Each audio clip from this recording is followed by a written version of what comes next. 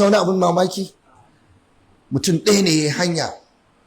ta zuwan gina wannan masallaci shine wannan dan uwa bawan Allah limamu wannan masallaci Malam Hafiz taso sai bismillah taso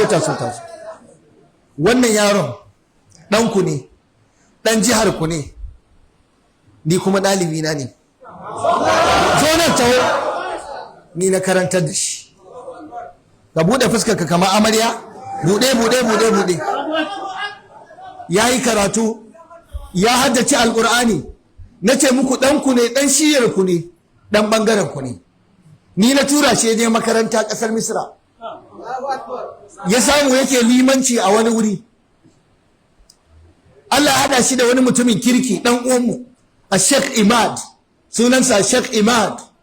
bawan Allah yaga ilimin Malam Hafiz yaga hadda Qur'ani Malam Hafiz yaga haddar hadisan Malam Hafiz yanzu wannan kokolor Buhari da Muslim duk yana cikin ta Al-Qur'ani izu 60 yana cikin ta yaro bayan ya gama karatu yace zai koma wanda ma Allah ya ce ina so zan gina maka masallaci ina kake so nace Malam Hafizu ga Kano yace in malam a kawo min shi nan darman wanzamai Kafin Hausa nace zaka iya rayuwa nan yace nan na fi so na rayu wallahi ina ga muku Allah shine shaida saboda zan mutu zai mutu haka yi ta dauki ba dadi ni kuma ina ta hura wuta ina ta zungura kamar yadda mai injin biredi yake ta zungura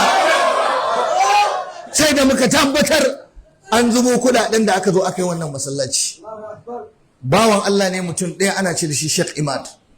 ku yi masa addu'a shi ya gina wannan masallaci Allah ya masa albarka idan kun taba lura da wani zare da ake ce da shi dan Misra ana masu dinkin hula masu dinkin riga akwai wani zare dan Misra ko to duk wannan zaren na dan Misra duk shekarun da aka yi wannan Sheikh Imad din mai wannan kamfanin zare dan Misra shine ya gina muku wannan masallaci da haka in ka zo dinkin hula sai kai bismillah ka surkume ta